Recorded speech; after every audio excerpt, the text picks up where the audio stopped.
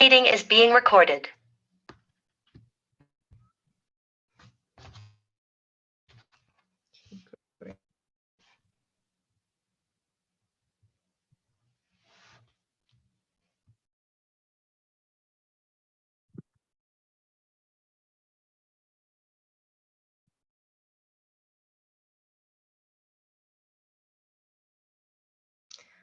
Hi everyone, thank you for joining us tonight.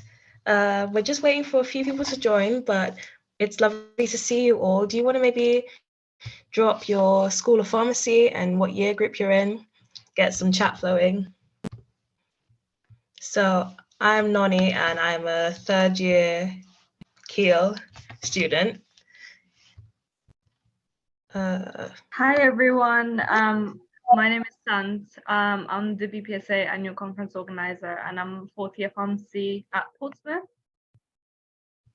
Hi everyone, I'm Pei Shan and I'm a trainee pharmacist, but I'm also a fifth year pharmacy student at the University of Bradford. Hi everybody, I'm John Sweeney. I'm from the University of Portsmouth and I'm a professor in neuropharmacology. So I lecture to pharmacy students. Hi, my name is Fadila. I'm a fourth year pharmacy student at the Portsmouth University.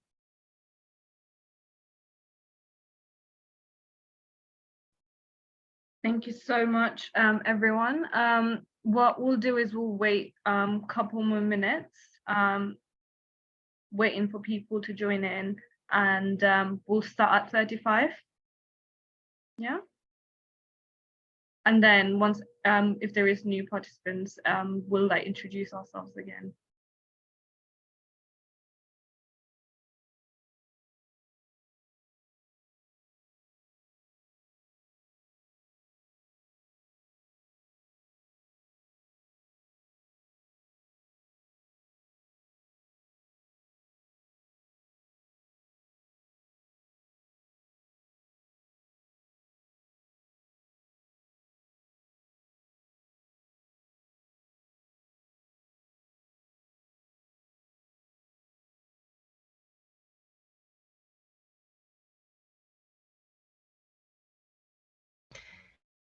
Apologies, I realized that chat was not working for attendees. So just testing it out now. Do you guys want to leave your school of pharmacy and your year group in the chat? See if chat is working now.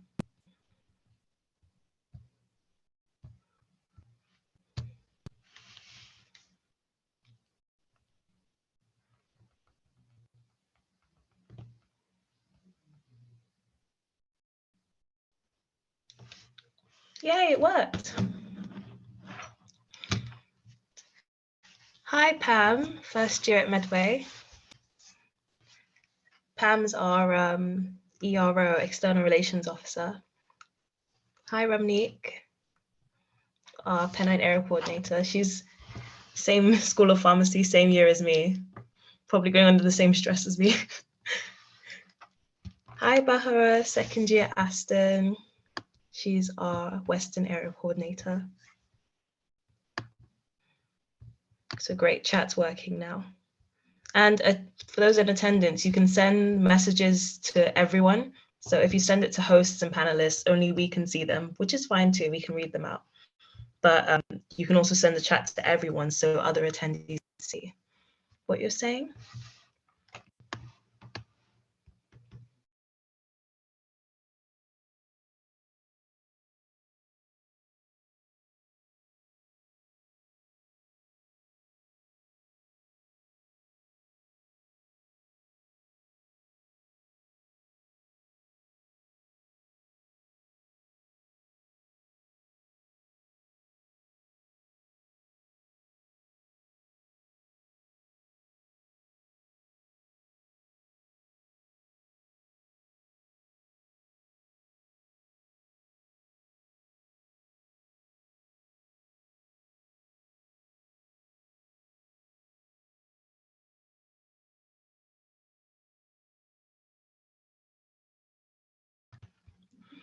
So I think we're going to get started pretty soon. Are you happy to start now, Sen?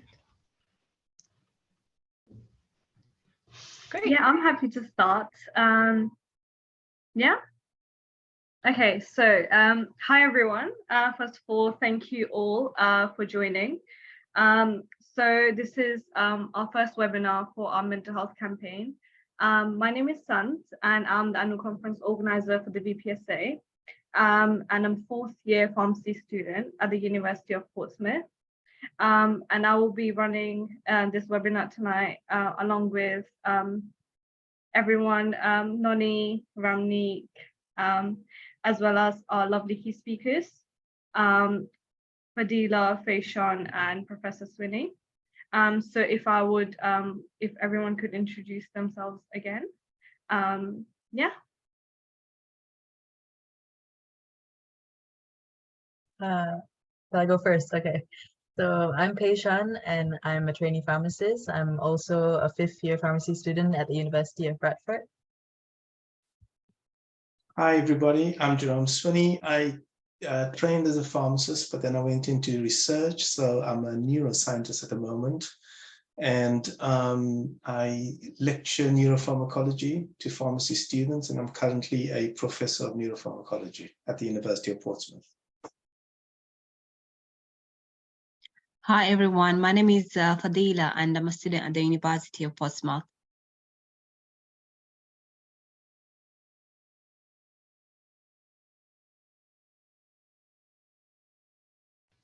I'll introduce myself again. I'm Noni, SecGen of BPSA, third year pharmacy student at Keele University, and I'm hosting tonight's webinar with Sant.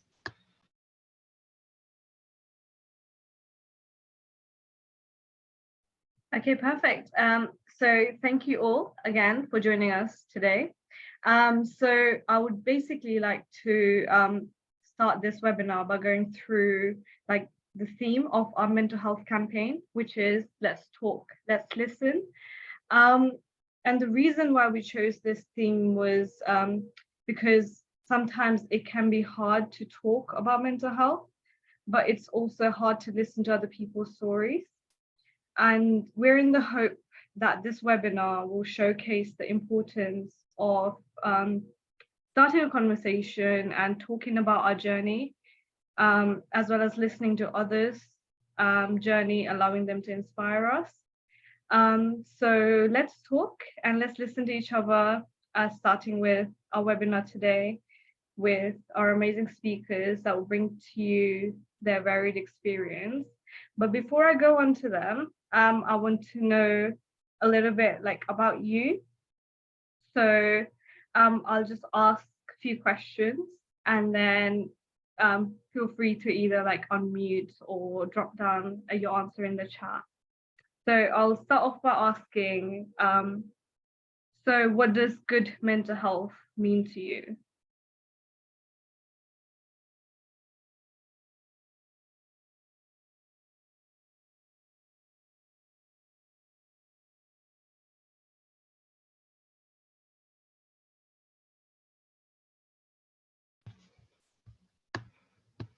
Whilst we're waiting for some answers, do you want to try and answer it ourselves as well, Sant? So I guess for me, good mental health would be even if there are like stressful times and like, for example, lots of deadlines coming up or lots of things that you need to do, being able to manage it in a way where it's not like overwhelming. So whether that's like having time off when necessary or doing things that you know will improve like your mental well-being and give you a break, things like that. So that's what I class as good mental health.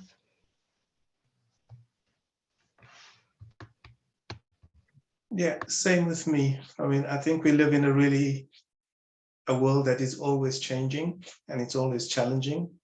And, you know, the trick is to be constantly adapting to these changes.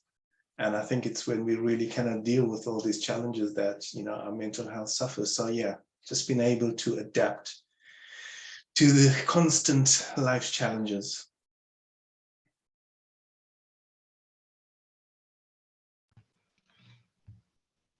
I really like that, the adapting phrase, that like, I think a lot of us can identify with that as time goes on, like there are a lot more things you have to adapt. A lot of things are like thrown your way.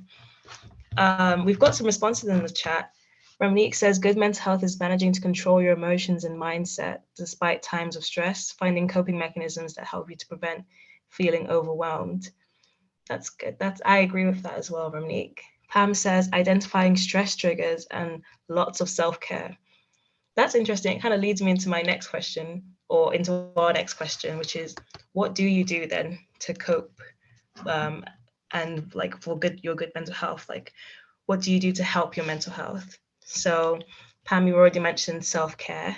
Do you guys have any other coping mechanisms you'd want to share? I'll go next. For me, I think I'm a very, very like family like daughter. So like with me, I love to spend time with my sister, with my family, just because like, you know, it's like an unspoken support that is given, and it's just like just being in their presence in itself is really, really like helpful. So whether that's just like getting away from university and just like spending time with them, or just like, you know, seeing them happy makes you happy. So yeah, that really, yeah, that's what I do.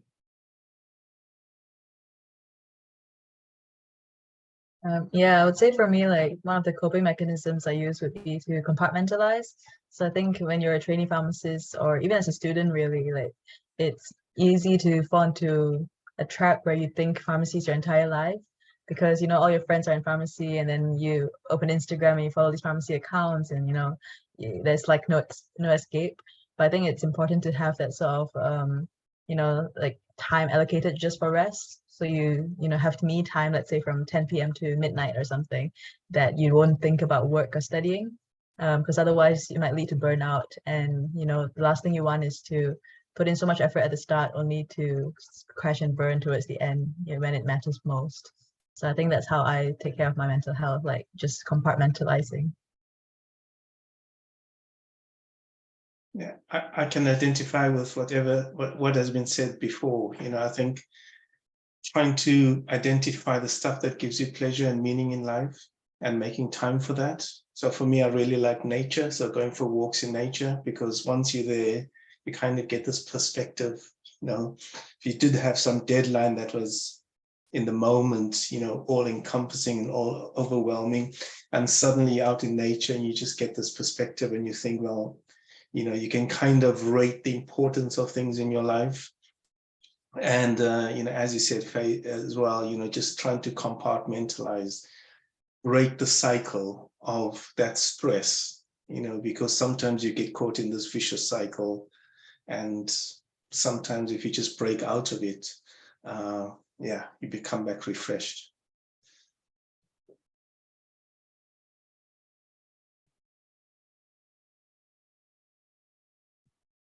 Perfect. Thank you so much for sharing, because it's very important, obviously, like us understand ourselves, like, and what works for us, and it's very, very important. And yeah, I think, but yeah, and one last thing I'd like to ask everyone is, what is something about you that makes you positive and proud?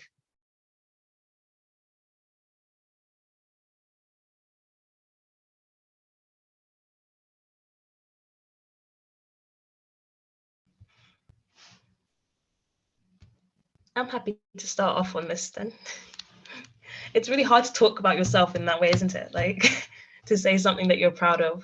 I guess one thing about myself that I'm proud of is that I like to help others. And so I do get like, I feel proud of myself when I'm able to offer others help and be a supportive person for other people.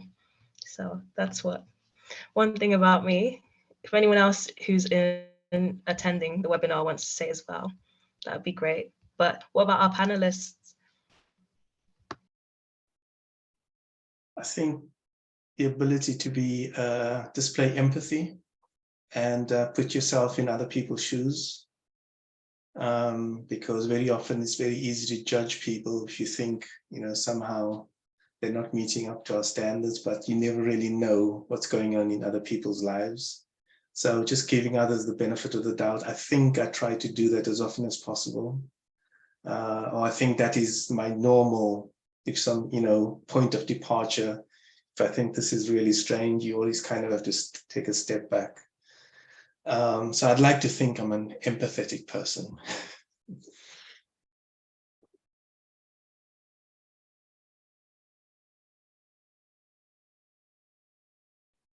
I think, yeah, following on from what Jerome said, I was going to say something similar but different. So I think for me, how I stay positive is to not take certain like actions too personally. So like, for example, if a patient is mean to you, or if someone, rushes you through your work, it's often a reflection of something that they are going through. So like patients, for example, might be in pain, or they might be rushing to catch a bus, or they have like carrying responsibilities at home.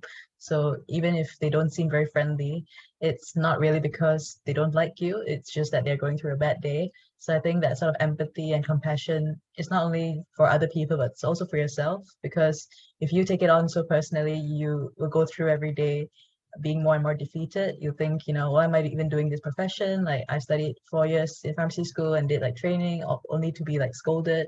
But at the end of the day, you're helping people. They may not see it, or they may not like express their gratitude the way you want them to. But I think at the end of the day, you are helping people, and this profession does matter. So I think it's good to remind ourselves of that.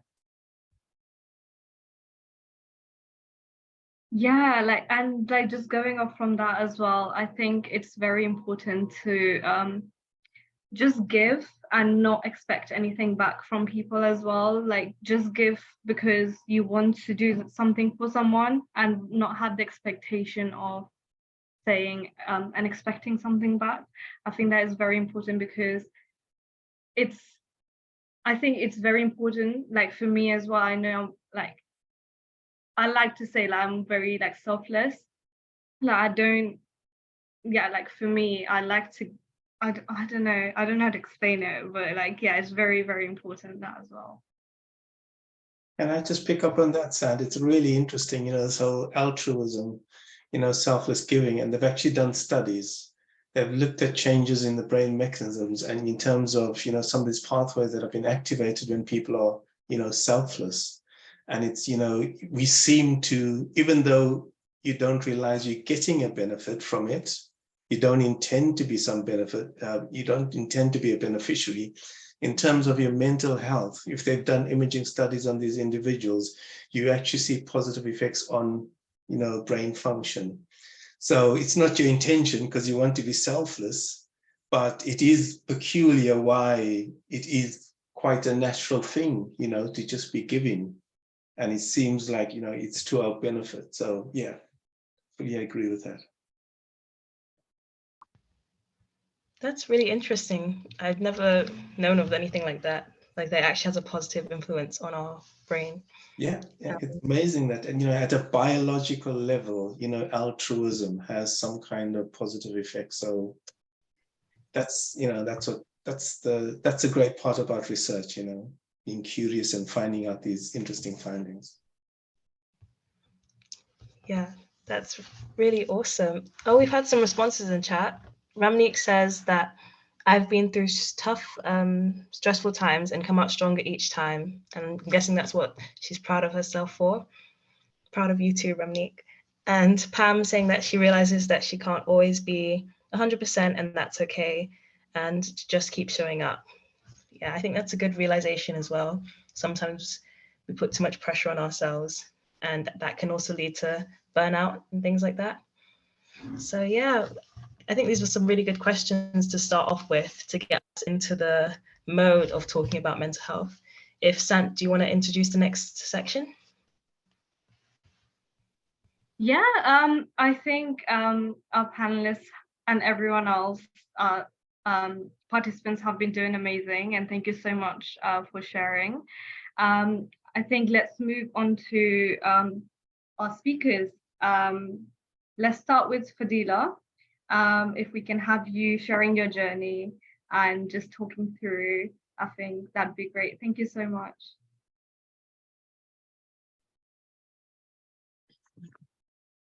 Hello, my name is Fadila. I'm a fourth year pharmacy student at the University of Portsmouth. No. Okay, so it's so weird because Professor Sweeney has just taught us about mental health not too long ago. So hopefully I should not embarrass you today. Okay, so I'm not going to talk much about the what's it called, the science side of it. I think that's for Professor Sweeney to do. So I'm just going to talk about my sort of, I know it's so cliche to say, my journey. So my life through uni and things like that. So I've divided my work, because I'm in my 4th year now, into the years, and then I'll just generally speak about the matters. So I'd start with 1st year. I remember before starting, because I'm a mature student, so I took sort of gap years between college and coming back to uni. And I remember I was feeling a bit down because when I started uni, most of my friends were graduating. So my friends whom I had gone to college with, they're graduating.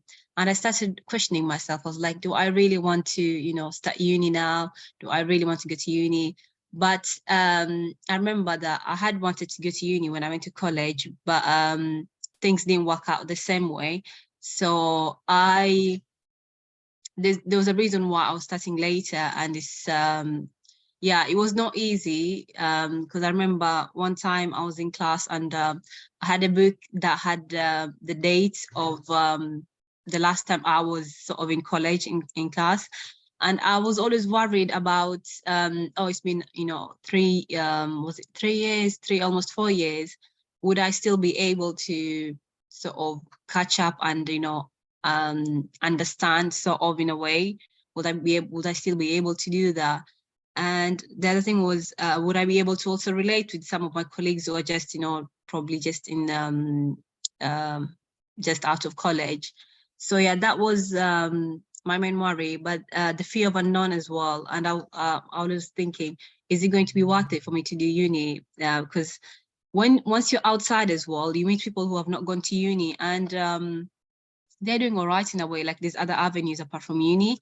So I was thinking to myself, would it be worth it, all these years?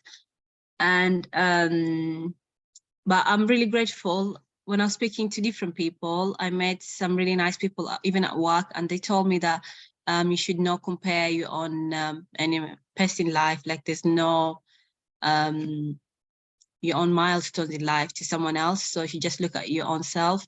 And then I also met people who are really mature students. Some of them even had children and they went back to uni and they did it. And I remember one lady I was speaking to, she told me, I've got children and I'm doing full-time uni now. If I could do this, you definitely can.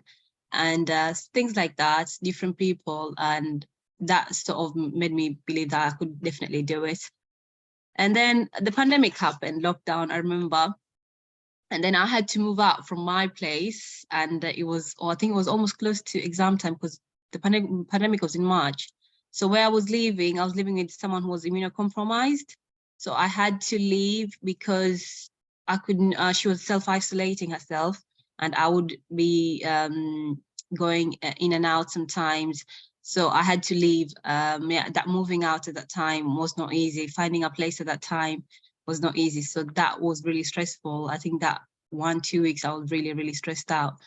But in the end, I managed to get a place, and yeah, I moved into the place that I stayed during the pandemic period.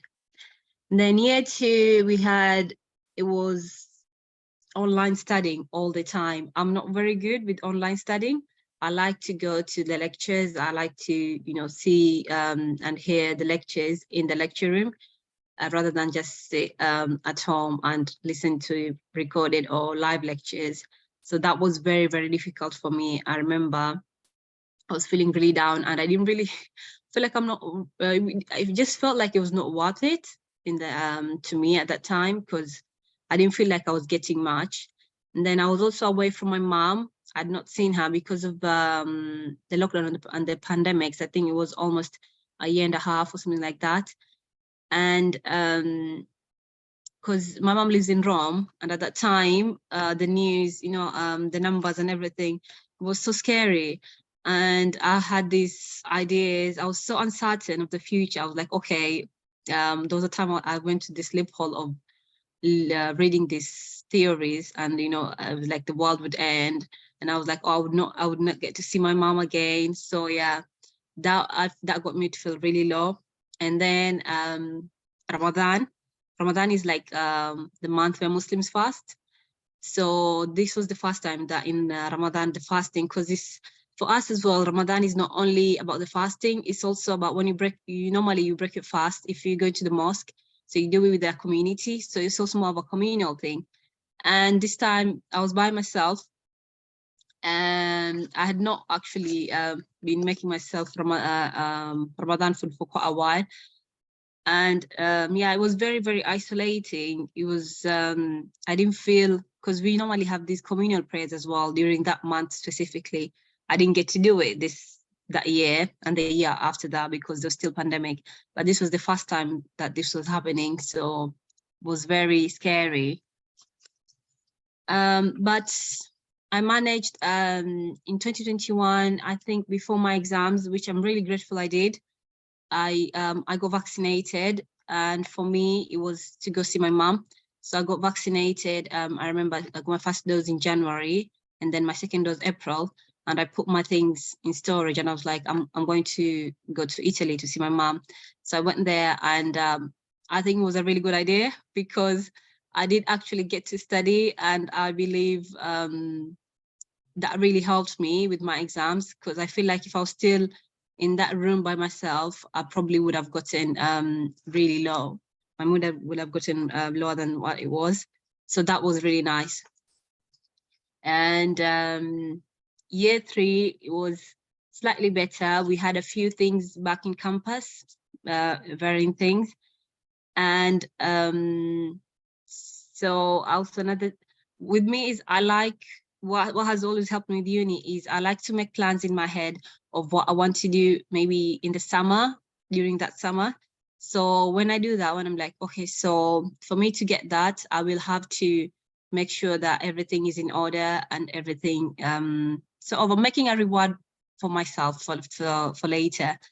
And I also, okay, so I planned, I wanted to go for a summer camp in America in year 3. So once I did that, I knew that for me to do that, I'll have to make sure I have no referrals or deferrals during the summer. So for me, that helped. So I got everything, and so made sure I passed my exams. So that was really nice, and it was nice to go somewhere different. I know people are different. For some people, the year 3 summer, they want to do internships. But for me, I just thought I'm going to be a pharmacist for a very long time. So I want to do something totally different. So I went to be a camp counselor in America. And yeah, it's a bit, it was nice. It was sort of nice to come back to what you know. But then it's just I guess, the realization that you're going to be a pharmacist after a few months, and now you're going to have more responsibility. And I think it's just scary to think about the future, and that I'm not going to be a student anymore. And the Oriole, but I'm grateful that went well. I was worried for a bit. I was thinking to myself, would I be able to get a place? And yeah, I think those are sort of my main fears that have been through the years. But generally, I would say about mental health, personally, it's been up and down.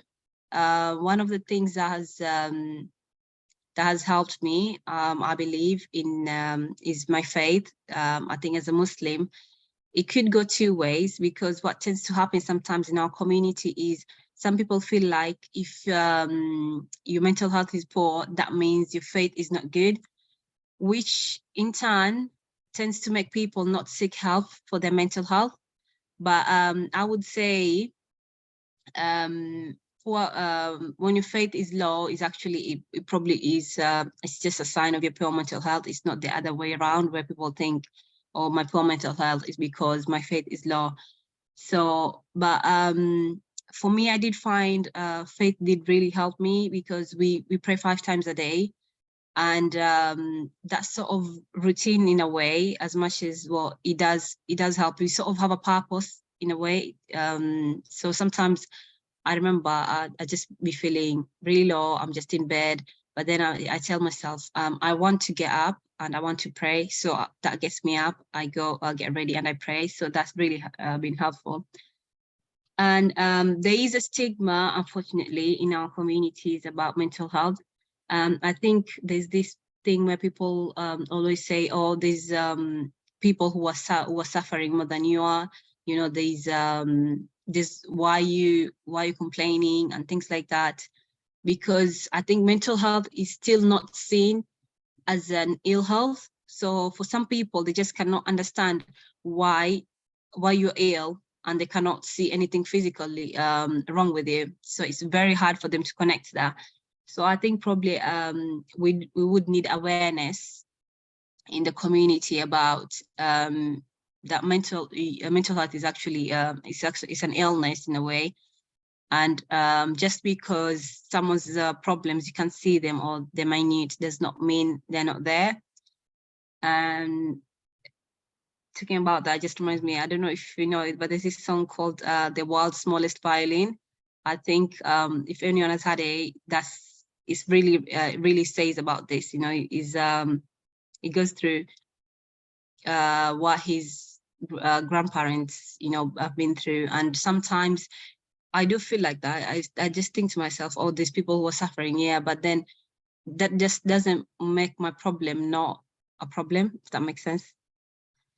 So I think all in all, those are sort of the main, I would say the main key points about my mental health, sort of through uni and things like that. But some of my coping mechanism as well is I'd go for a walk, as Professor Sini said. I really like walking, or I'd try and involve myself in the local community. We have a society at uni, so I try and volunteer when I can, or and meeting with friends as well. I find I really like that, because I don't really have my family here. And if I want to go see my family, I have to get on a flight to go see my family. So my friends have really been a really good support. If I want to meet familiar people, so that's been really nice. And I also like learning a language, learning languages. I like doing something that's not pharmacy related, something that will take me away from the pharmacy mindset. So yeah, I joined our uni has got this, you can learn a language for free on top of your uni, but it's not for credit. So I'm doing Italian this semester. Last semester was Mandarin.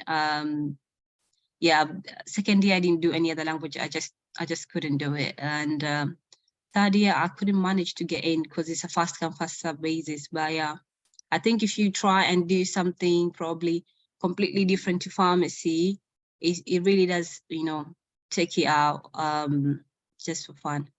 And I hope that has been helpful, and you know, you can sort of relate or find some pointers in what I've said or what I've been through. And have you got any, are we doing the questions later? Okay. Yep, so thank you so much, Vidya. We are doing the questions later as a panel after everyone said their stories, but thank you so much for sharing yours.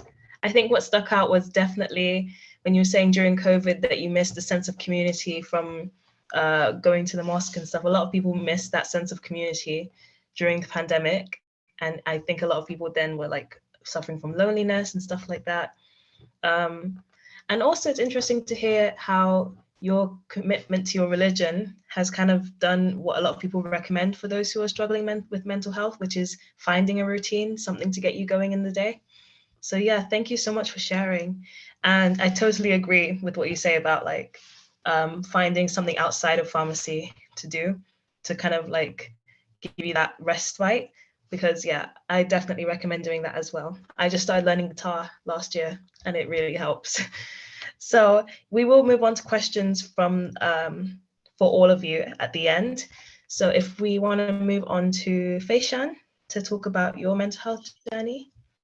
Yep, thank you, Nani. So before I start talking about myself, I just want to say, you know, Fadila, I think what you said is so relatable because I'm also an international student. So I'll talk more about that later. But I think everything you said, I went through the same stages, you know, with the pandemic and with, you know, struggling to get get through oral and thinking about the future and how you're going to be a pharmacist in a few months. I think, you know, it's really nice to hear someone go through the same issues that you are going through. And I think that's why Sant, you know, came up with this idea of let's talk, let's listen. So I think, you know, hearing you talk about your experience does definitely make me feel better about mine as well. So thank you. Okay, so I guess before I go on to like, you know, share what my trainee pharmacist life is like, maybe I'll talk a little bit about my student life too, or a brief introduction about myself and how I got here. So like I said, I'm an international student and I come from Malaysia. So I came to the UK in September 2018, and like Fadila, you know, I don't have family here. So everyone I know here, or like my support system, are people like I meet as friends, or, you know, people I met in pharmacy or like other like societies in uni.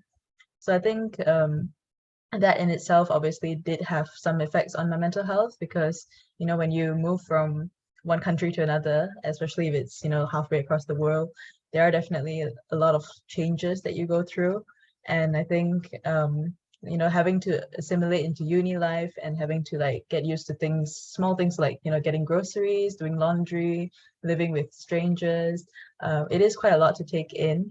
And I think sometimes that isn't spoken about enough because you look at all these brochures for university or like these videos or movies, and it's so exciting, you know, oh, moving to uni for the first time, parties every day. But I think that's not always the case. And people should normalize that and talk about it more. Not to say that uni is a bad experience. Like I definitely had a lot of happy memories there as well. But I think there are also some downsides to, you know, moving abroad and having to give up everything that you've known. But moving on to my trainee pharmacist experience. So I did the 5-year course at Bradford, and how that works is basically you do 3 years in the uni, then you do 6 months of placement, then you go back to uni for a year, and then you do another 6 months of placement. So right now I'm doing the second 6 months. So I'll be doing the registration exam in June and hopefully qualifying as a pharmacist in July or August. But for my first foundation training placement in the first half for those 6 months, I was in Sheffield Hospitals. And then now I'm currently in a GP and community split placement. So I'll talk a little bit about, you know, like my experience of these 3 sectors and the sort of, I guess, challenges that I face, or like what sort of advice I would have, knowing what I know now. And then we can move on to like more general advice.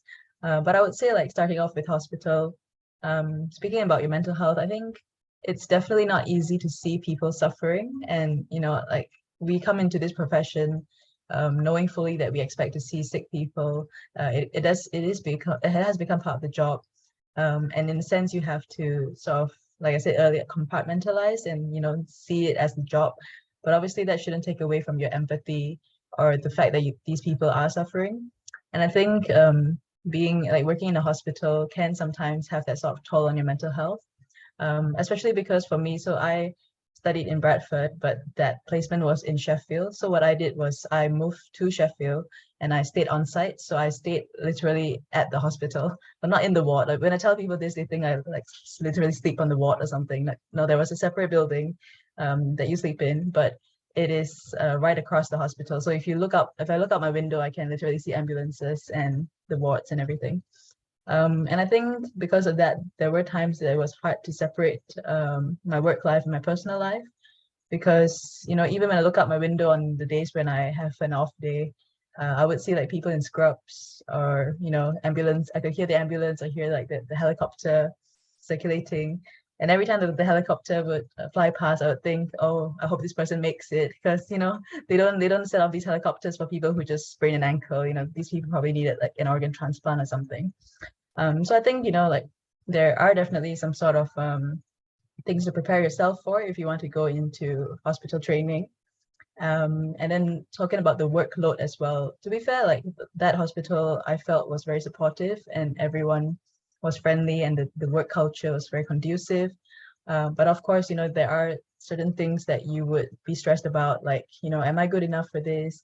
Did I just get this placement because I was lucky on Oreo? What if, I'm not doing as well as my peers? And I think that sort of comparison is very normal, especially when you're a trainee, because there's so many types of placements nowadays. There's like industry, there's prison, there's a community split with GP, mental health split with hospital and everything. So there is always that sense of comparison, like, oh, maybe I should be doing better, I should be doing more. But I think at the end of the day, like Fadila said, you're on your own path. So try not to compare too much to other people, because some people start uni later, like Fadila, some people started earlier. There are all sorts of reasons, and there's no like timeline because you're on your own journey. So I think that's what I tried to like tell myself, because there were times where I was thinking, coming from the Bradford 5-year, I was doing this placement after only finishing 3 years of university when everyone else had already graduated and like finished 4 years. So I felt quite inadequate, if I'm being honest, because I always wondered, in that 1 year, they must have learned so much more than me. And then I must be here like just being like a student instead of a trainee.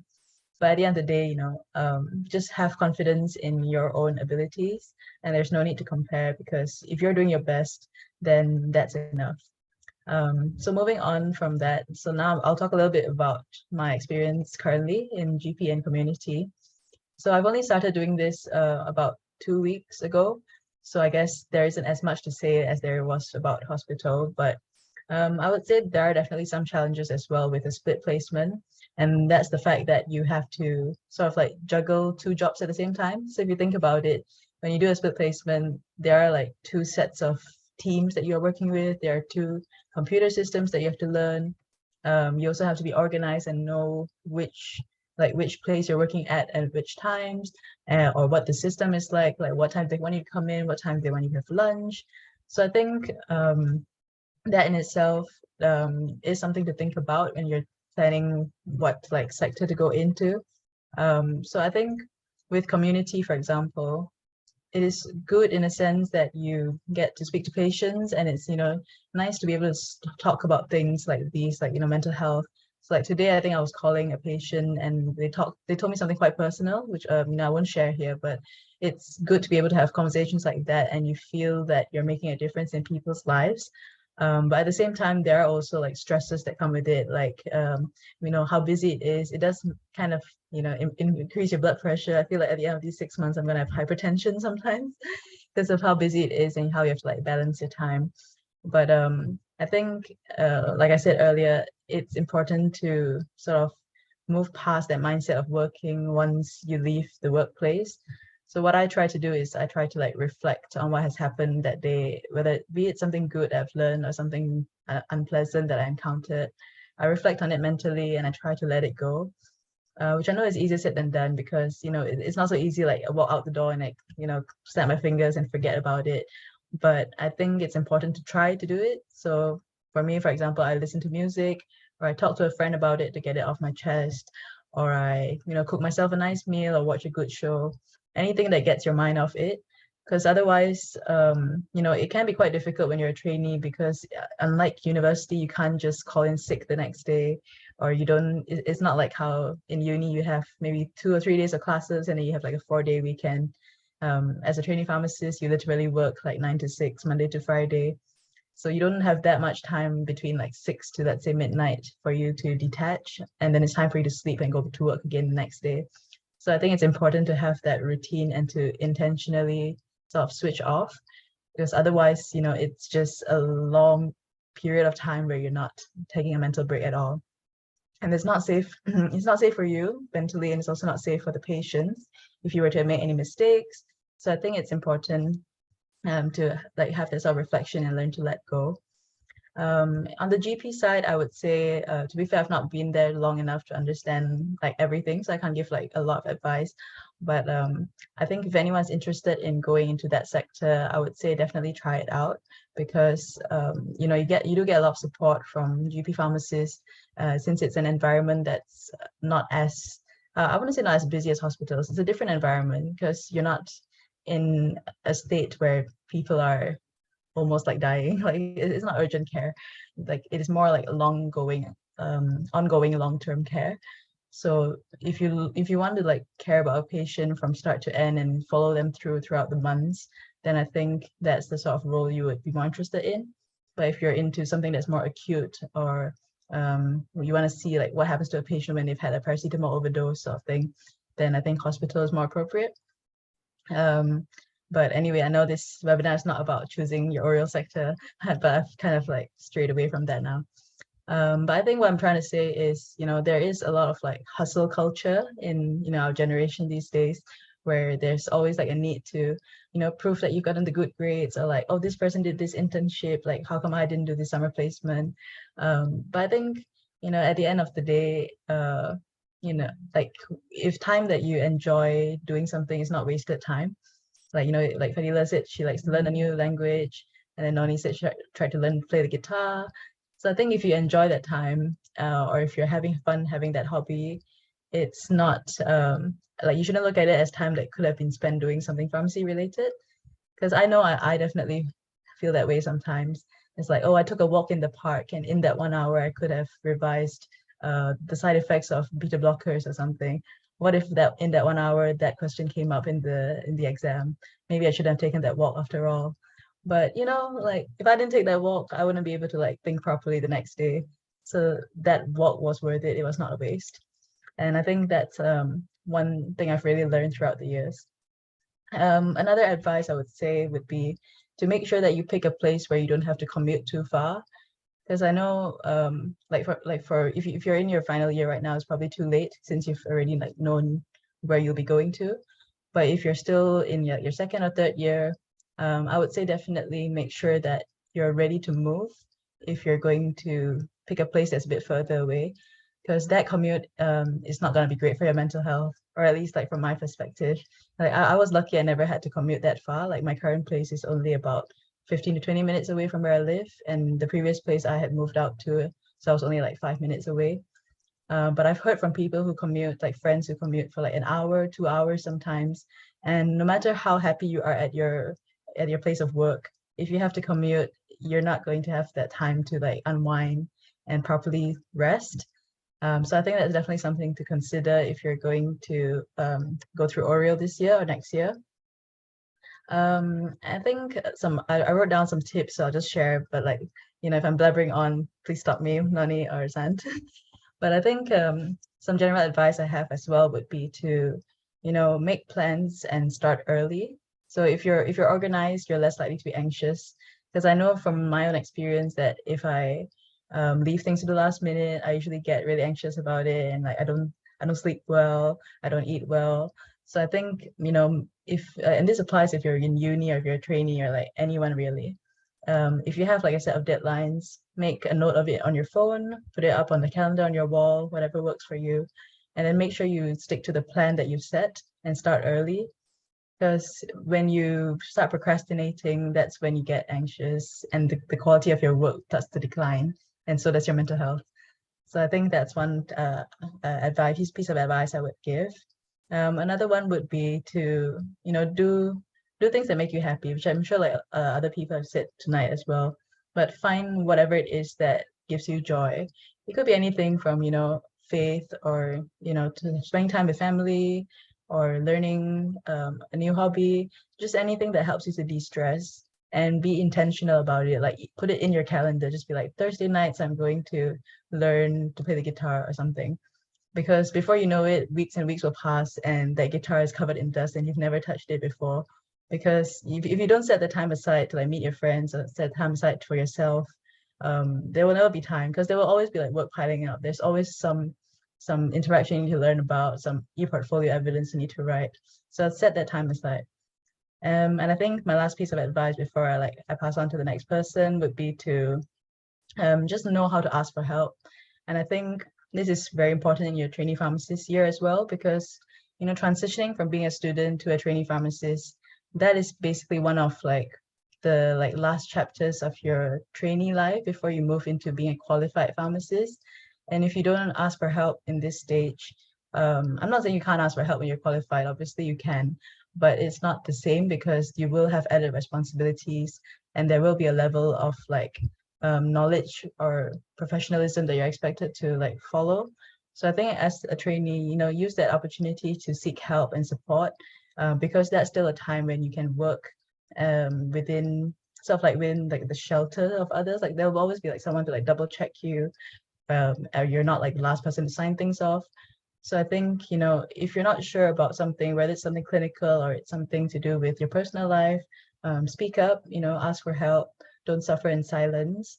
There are resources like, pharmacist support, Mind UK, there's an app called Headspace, or even like more obvious ones like family, friends, colleagues. Maybe like, I know sometimes it might be hard to speak to family and friends about things like pharmacy if they don't work in the industry. And I know sometimes it's also hard to speak to colleagues because you don't want them to know everything about how you feel about your workplace. But I think reach out to, let's say, like pharmacy support, or even like your university counseling department if you still have access to them if you're a graduate. Reach out to someone whom you can trust and talk to them about your concerns. Sometimes just speaking about it is what helps you move past it. And I think it's important to just share your concerns and not keep it all in. Because it is a very different and a difficult transitionary period from moving from student life to working life. And I think you're not weak for asking for help. It is strong for you to recognize your limits and to work on it so that you can provide better care for other people. So yeah, that's all I have to say. Thank you for listening, and I hope people are still awake after I've talked for so long. But yeah, thank you so much. Handing it back to you in Santinani.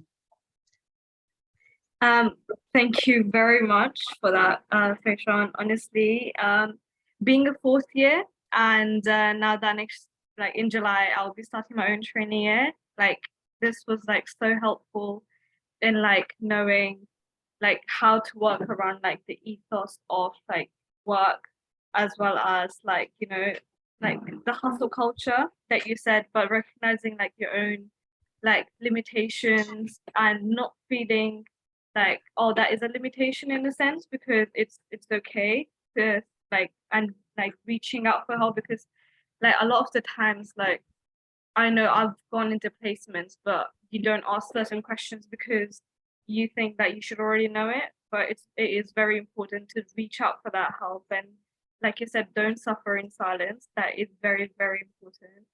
But yeah, and also like all of the tips and stuff, like I'll be writing all of that down because definitely to hear that again.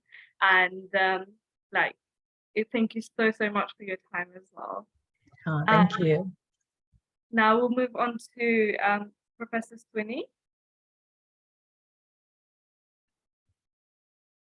Thanks everybody. Thanks for the organizers.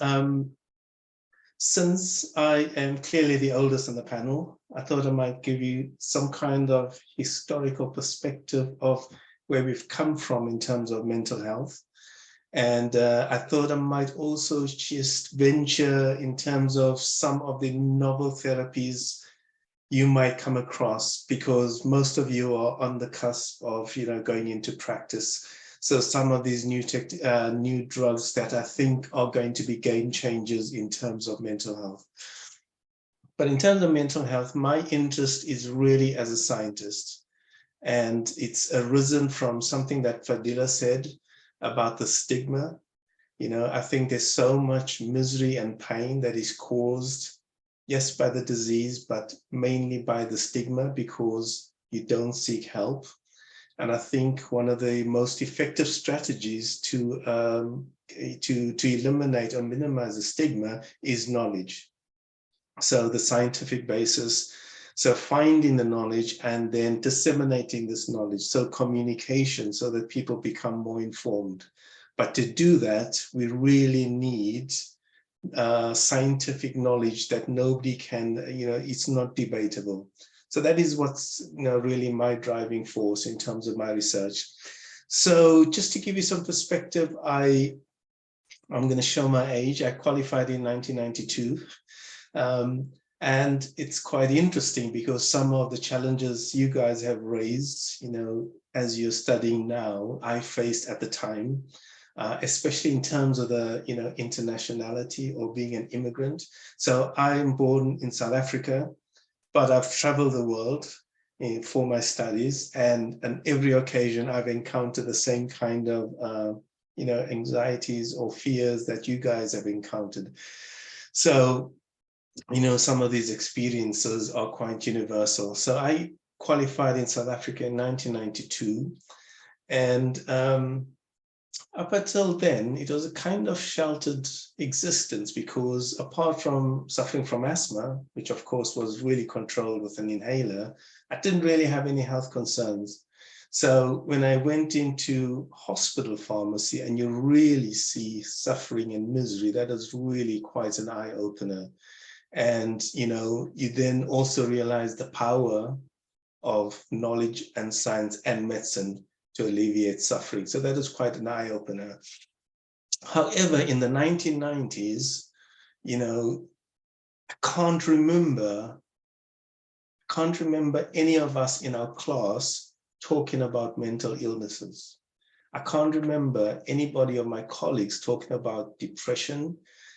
I'm trying to think, even the lectures, you know, it was almost like they gave us a drug, and, you know, there's just like a kind of, it's an antidepressant, it's an anxiolytic, but nobody really spoke about that state, you know, mental health and mental distress, because it just was not spoken about. And of course, it might have been the country, because South Africa was a developing country. It was the HIV epidemic. So, you know, people are just trying to stay alive from not dying from malaria or HIV. But, you know, even though that was the medical, you know, the medical priorities of the country, doesn't mean people did not have any mental illnesses as well to go with that as well. You know, so I think it's really important, if you look at the global perspective, it's just, you know, it touches every society. But it did strike me when I, you know, as a hospital pharmacist, you went through the different wards. You basically went into, you know, surgical wards, medicine wards, and then you saw the psychiatric wards. And when I looked at the kind of treatment these individuals were getting, there's almost as if, you know, give them whatever drugs we can to make our lives easier, you know, make the clinicians' lives easier rather than the patients. So, you know, if you're suffering from psychosis, they had the worst sedative antipsychotic drugs. And it just, you know, in terms of the knowledge we had, it was a kind of, you know, really superficial. So I thought I really need to know, I'd like to know. So I worked for about 7 years as a pharmacist, and then I decided I want to do research, because I really would like to find out for myself. And that's really the driving force, my own curiosity. So I left, I went to the Netherlands, and I did a PhD in the Netherlands. And the focus was on stress. So I'm really interested, and this has been the abiding focus of my research. I'm just intrigued in how a mental process, something that's part of your mind, of consciousness, can have a physical manifestation in your body. And we all know this. The first trigger of anxiety, anything, you know, when you think about, oh my goodness, I haven't revised for this, the first thing you get is that knot in your stomach. You know, there's a physical manifestation to these mental illnesses. So I wanted to know precisely how your stress response works, okay? And in terms of what we found something really interesting. And I think it's really important, again, in minimizing the stigma, which was, we looked at one of the stress hormones, corticotropin releasing hormone, and we show that it changes the structure of the brain. So these proteins change the structure of neurons. And I think that's really important, because it means that for some of these stress-related conditions, there's a physical manifestation to it. And I think that's really important in breaking down the stigma, you know, because very often it's, you know, the criticism is, it's all in your mind. You know, you just need to get over it, or, you know, man up or whatever. But you would never say that to somebody suffering from diabetes. You'd never say that to somebody who has cancer. You know, you can see the tumor.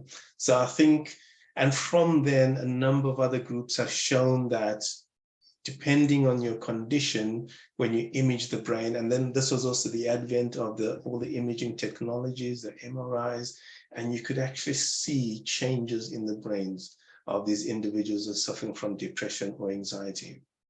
I then went, after the PhD in 2003, I went to the United States of America. And what I was really interested in is that depending on the age you're exposed to stress, that determines the effect of the stress. So for example, we know that if you have a really, adverse experiences early on in life, this predisposes you to some of these psychiatric disorders later on in life. So we've known this for ages. For example, if you suffer from neglect or any kind of abuse, you're far more likely to suffer from some of these mental illnesses. But of course, we really don't know why. And what we basically were able to show is that the parental care is absolutely essential. So the quality of the parental care determines your stress responsivity for the rest of your life, and especially in the child, because the stress hormones are not that really, they can be quite, detrimental to your body. So when you're a child, your body basically suppresses your stress pathway, and that is dependent on your parental care.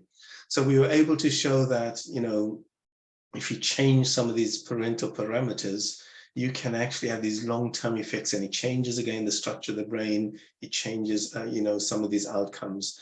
I took that further, and we were able to show that, things like drug abuse, whether you're going to become a drug addict, if you have some of these early life adverse events, things like cocaine or alcohol have a completely different response in your brain.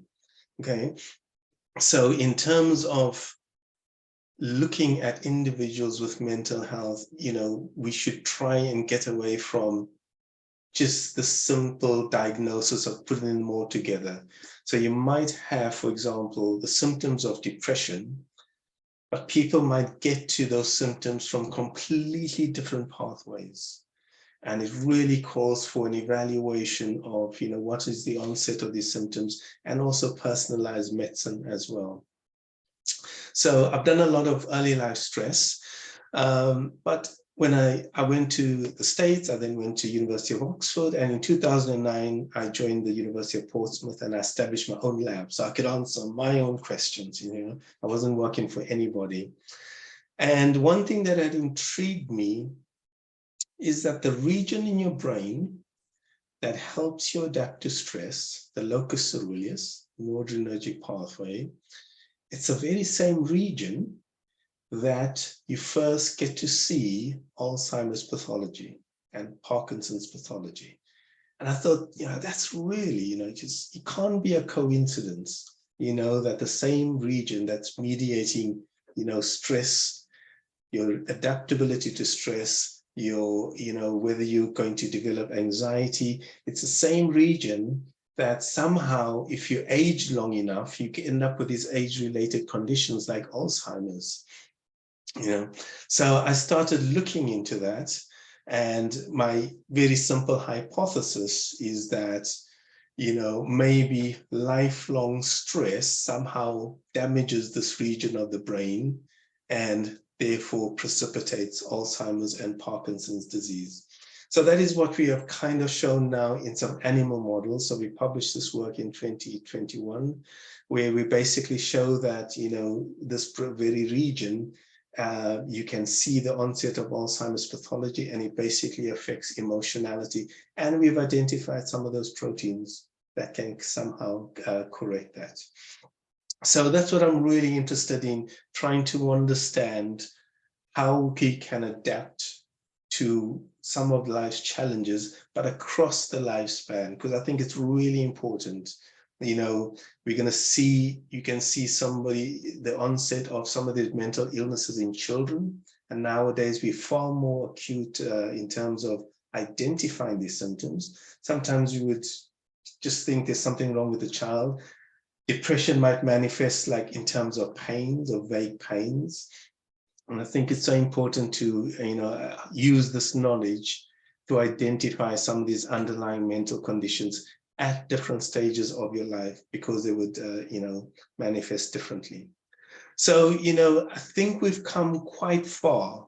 I think we've come quite far. When I think back to the 1990s, nobody spoke about it. Even when I got to the States or in the Netherlands, and these are, first world countries, really developed healthcare systems, it's still really taboo to talk about it. And I think what has changed a lot are some of these charities, like Mind, because it's just become so common to our language, and it just becomes a bit more acceptable. I think we've made, but I still think there's a gender issue. So I think in terms of males, a lot of males still hold back. And I think this is reflected in the highest suicide rate of males. And I think this is probably something to do with the broader, society, this whole, kind of man up culture where you're not supposed to be showing any weakness. So I think we still have some way to go there. So that's where we've come from. I think in terms of going forward, I thought I'd just highlight 3 areas which I think are really going to be revolutionary, and revolutionary in terms of more immediate effectiveness of these drugs. So for those of you who have covered this in your area, if you would know that the currently used antidepressants take a while to kick in. So you're looking at least about 6 weeks before you might get clinical efficacy, if they're going to be efficacious for that patient. And all the while, the side effects have kicked in. And of course, we don't know why that is, but that's what we have. But we still have a large number of patients who are treatment resistant, and this comes at a cost, because, very often these are the individuals who, might take some other, tragic actions. So we really need to target this. So I thought I'd just talk about 3 areas. Number 1, the gut-brain axis. So, and the gut microbiome. So there's now compelling evidence about the role of bacteria in your gastrointestinal tract and how these affect the brain. And it's quite revolutionary. 20 years ago, you would never think that the bacteria in your brain, in your gut, is affecting mental function. You might think it might affect some immune function within your gut or within your body, some inflammation, but in terms of your mind, and now there's really strong evidence. A lot of it is correlative. So you look in patients who have a mental illness, and you see what they call dysbiosis, meaning a change in the composition of the bacteria, or you change the composition of the bacteria and you can see changes in mental function. But it also opens up a new kind of therapy. So, and it's quite advanced, and this is a therapy of probiotics. So these are formulations of live bacteria that you would administer to individuals to basically regulate your gut bacteria. And some of the studies are really quite extraordinary. So for example, in terms of animal studies, really good. They're starting with human trials. There's some really interesting data to show in Parkinson's patients. You give some of these probiotics. So it's going to kind of change the normal, kind of pharmacology that we've learned, where you have a drug and you have a receptor, agonist or antagonist. Now you're going to be administering, bacteria to people, okay? So I think that's really promising, because it's also good. It kind of treats the whole patient.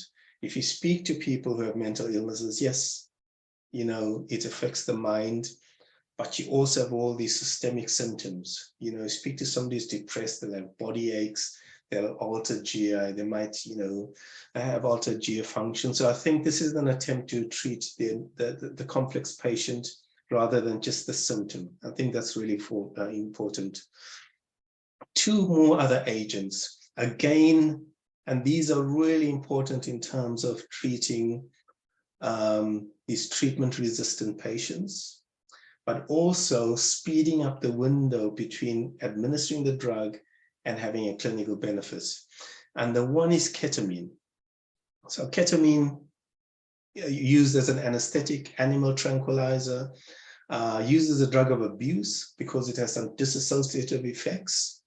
But what they found is that if you give a sub-anesthetic dose, you get immediate relief of depression symptoms, almost, within that day.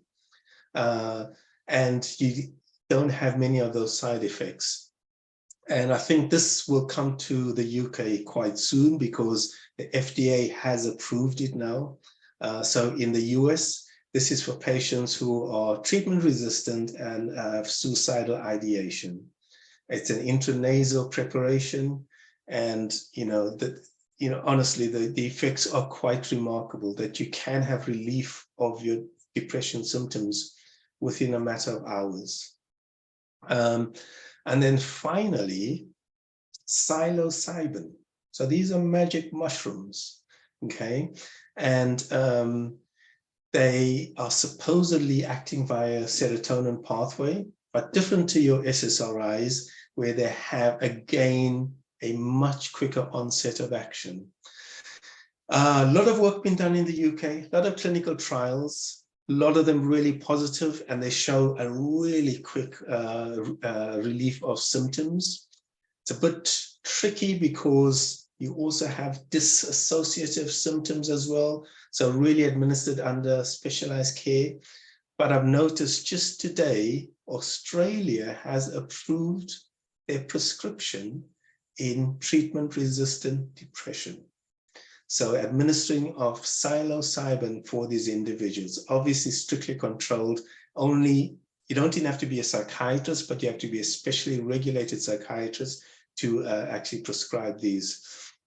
So I think this is a real game changer in terms of patient care. But I still think that the biggest inroad we can make is in terms of social care, because right now you have a lot of people who simply do not have access to care.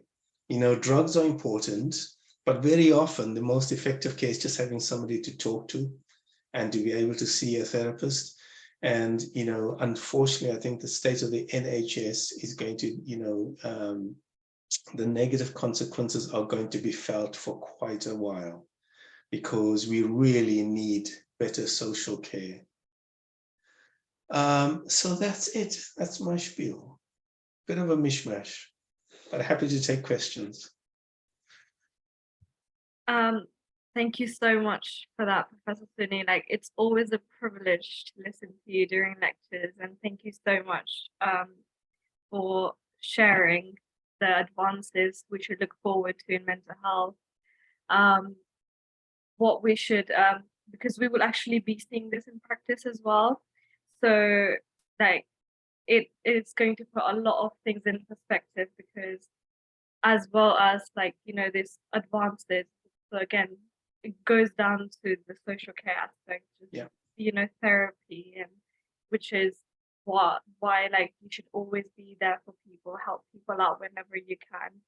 But to actually understand, so if a student like me feels stressed, it's very it was very beneficial, because now I understand why do I actually feel stressed, what is going on within me, and that in itself, then I know what I need to do to make myself feel better as well. So thank you so much for sharing everything.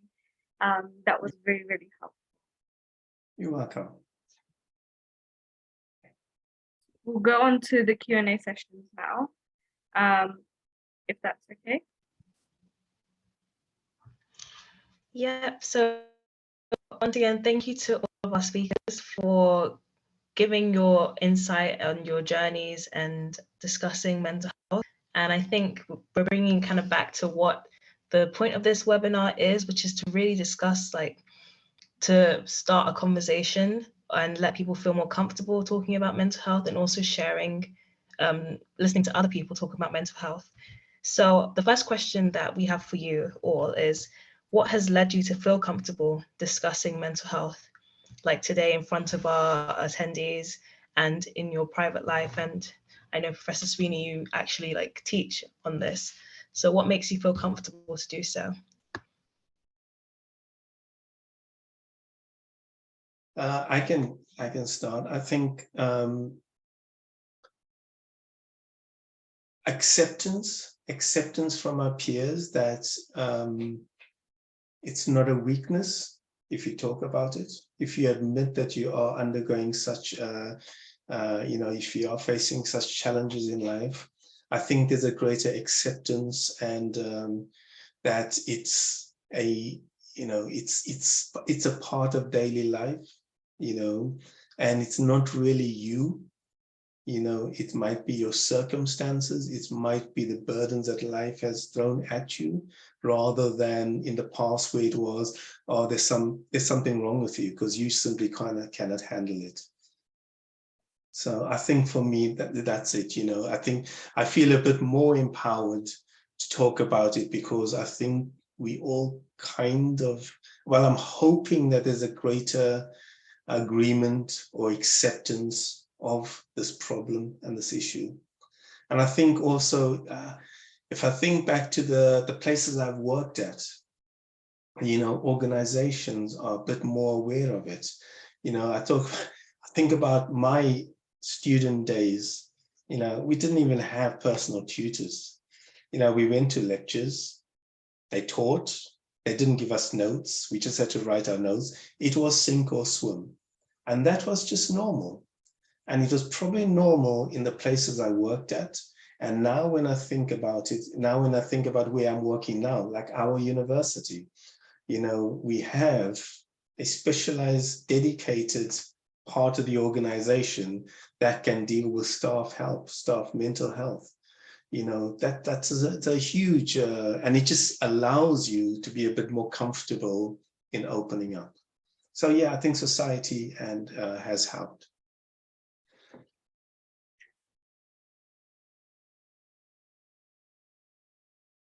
Yeah, I could add on to this as well. I think it has a lot to do with culture as well. So, coming from a different country, I can definitely see the differences between how, I can't speak for all Western countries, but at least how the UK approaches mental health, as opposed to where I was brought up in Malaysia, which I feel like, in the UK, it is quite normalized.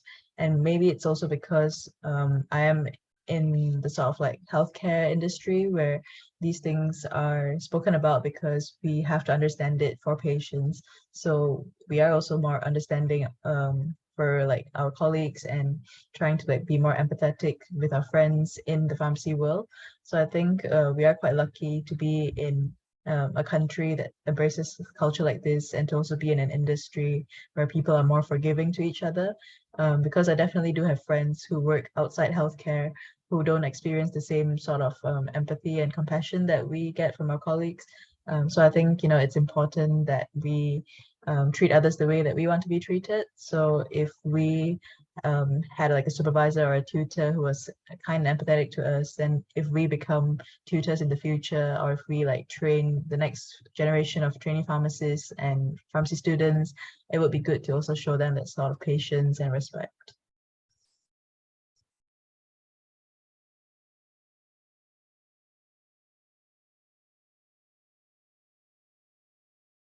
Yeah, I think Paishan and Professor Sweeney have literally said what I was thinking as well. It is the same thing. And we personally, I also hope that, if you do share your own sort of story, someone who feels they can relate, they'd be able to also come out and seek for help, because sometimes people want to see someone they can relate to, or someone who sort of has been through something similar. That way, it will give them the courage to come out and seek for help, and know that it's perfectly normal, whatever they're going through, and that there's no shame. So yeah, it's just a matter of trying to maybe hopefully help someone, just be able to seek help.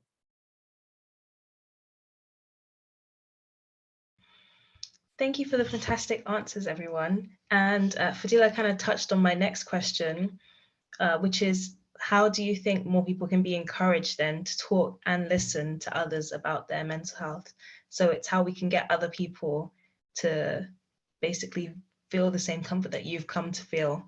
So if you all want to go around again and give your answers.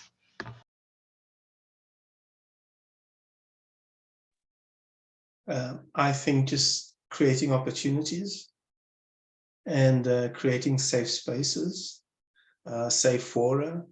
I think that's the most important thing, because very often, people want to do it, but they just don't have the options to do it. And the whole thing about being judged. So it really needs to, so you need to have the opportunity, but they really have to be safe spaces.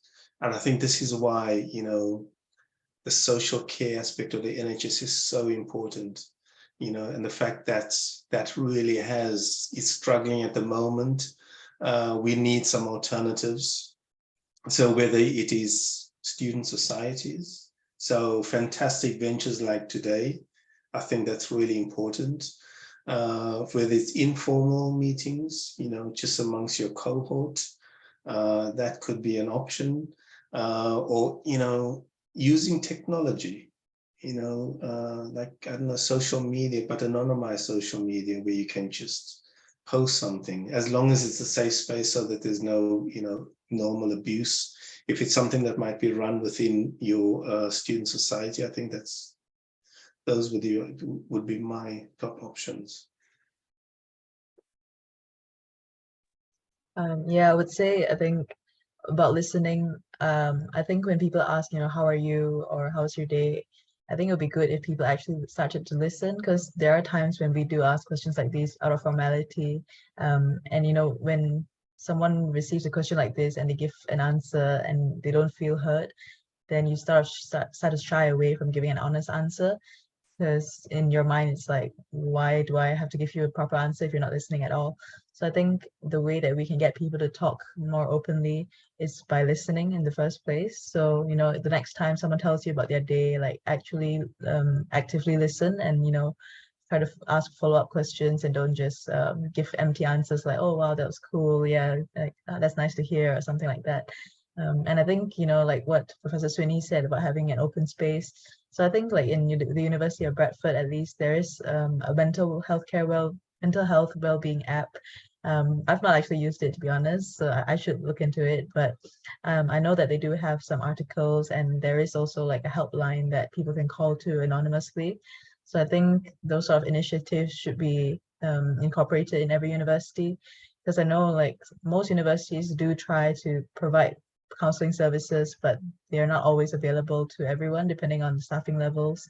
And sometimes, just a small like chat or a text, like anonymous text forum, could be more relatable to students or like people of our generation, since seeing someone in person can be quite scary, and you don't want to like always have to make time to go to campus if you don't live near campus. So I think, yeah, like that's definitely something to look into for like other universities as well.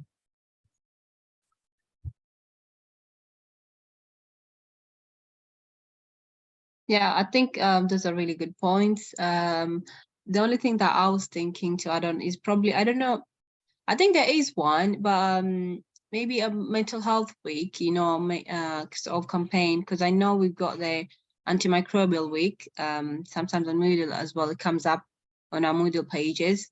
So I think maybe having a mental health week campaign. I think I've heard of one, but this is more, I think, national. So maybe if you could, I know it's difficult to make events and arrange events, but if if there could be a mental health week, around uni, because I think that would get more students involved, because the BPSA is for students. Maybe that could be something that maybe an avenue you could look into.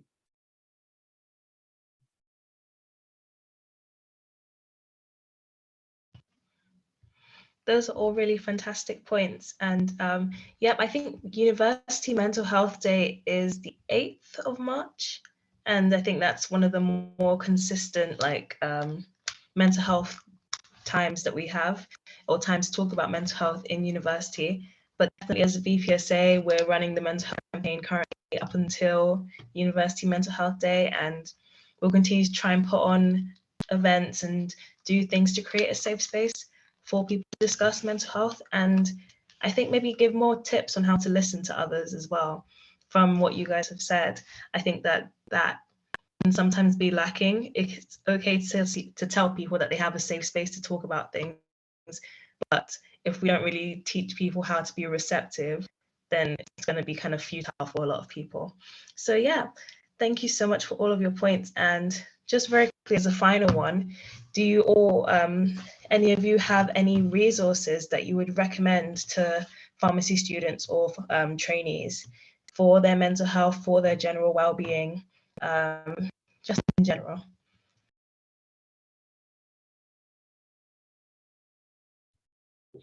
I would say maybe, oh, actually, no, Professor Swinney, go ahead. Go ahead.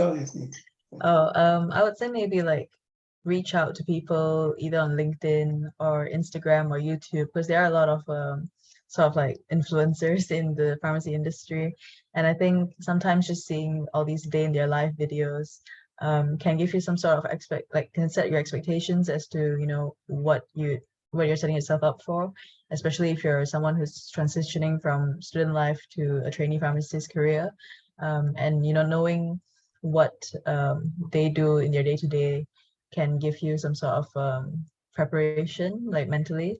But at the same time, don't let it intimidate you, because sometimes what people show online may not be everything that their life is. So if you feel that you're struggling, you're probably not alone. It's just that no one's going to show like an Insta story of them crying online. So it might seem that everyone else has it together and you don't. But yeah, I think, you know, reach out to people in the industry. Most people are quite happy to help, especially with things like job advice or exam advice. Sometimes if you're doing it alone, it feels like, you know, you're drowning in all this pile of work.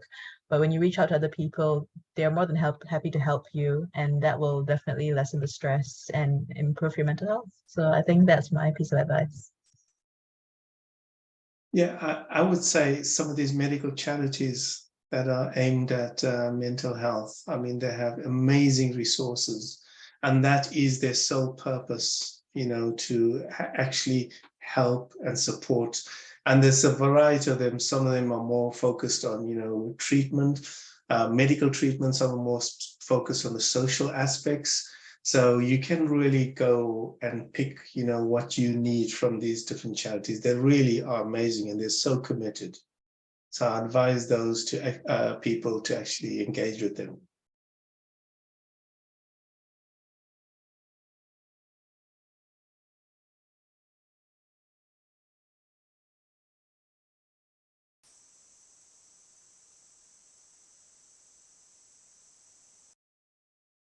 Yeah, if there's anyone in Portsmouth, you could try the Wellbeing. I think they usually run cafes, a Wellbeing cafe. So I believe it's Wednesday or I can't remember exactly which day, but they do run a Wellbeing cafe. And also, I think just ask for help, either it's from your uni. I believe now almost every uni has got some sort of mental health support. And that's probably one of the first steps is for you asking for help. So with our uni now, I think Dr. Fauch, she sends an email, and even during exam time, they send emails and give you their sort of help that's around there. But also look into societies. You know, if you don't have the money, join free societies. That's what I did this year. I just joined free societies. Just as Professor Swinney said, literally the social aspect of this, the medicines are great, but it's a matter of having a social environment for yourself. You've got to try and see if you can make that for yourself. So yeah, having societies, that being part of a society is always great. And yeah, so just don't suffer in silence.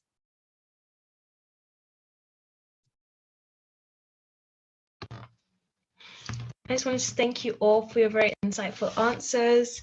We've come to the end of our webinar, and I just wanted to say thank you so much for joining us this evening and giving up your evening to speak to our attendees and speak to our membership about mental health and help us in creating this safe space for talking and listening about mental health.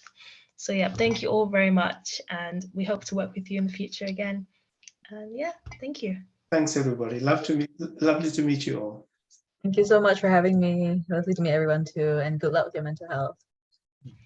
Thank you, Sant and Noni, for arranging this, and it was really insightful to hear from Professor Sweeney and even Peishan.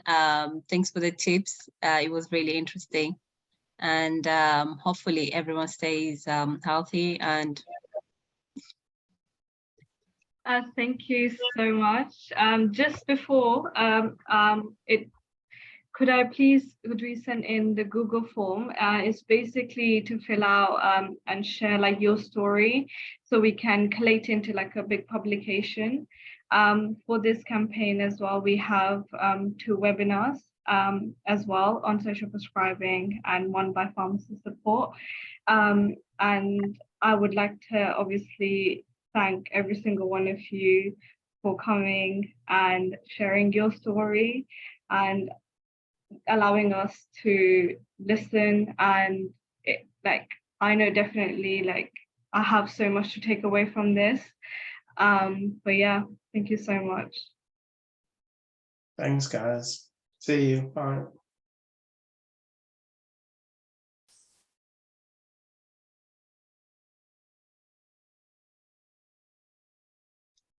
Sant, I'm not sure if it's just me, but the form doesn't seem to be open to everyone. I think it's access. I think you need to go and access. oh yeah, I did say that. Oh, I didn't realize I didn't live here.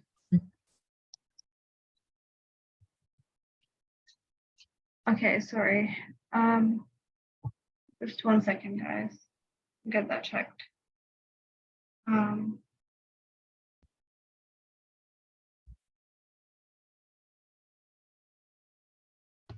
Can be viewed Whilst by- the form to be opened, I think it just needs to be open to non-BPSA executive.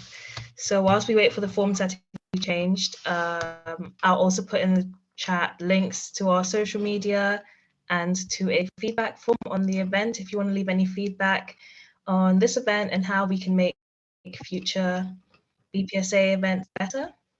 So I'll get those in the chat in just a moment.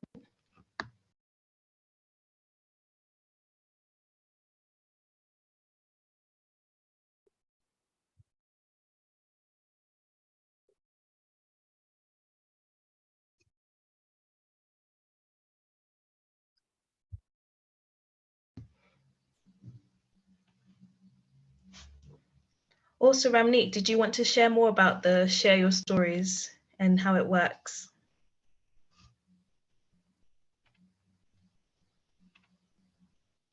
Hi, yeah, sorry, just trying to sort the form out so that it can be accessed by all.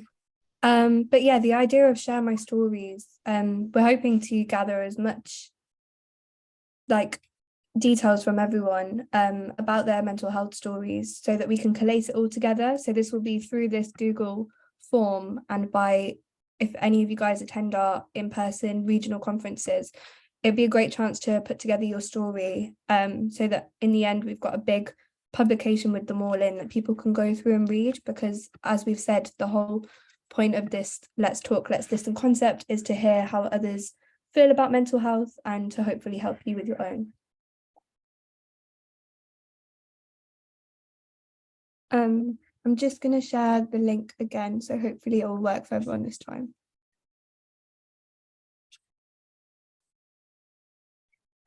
As we're working on that as well, I think it would be wrong for me as an annual conference organizer not to tell you guys now that the tickets are available. So reach out to your universities and please, I would love to see you guys there.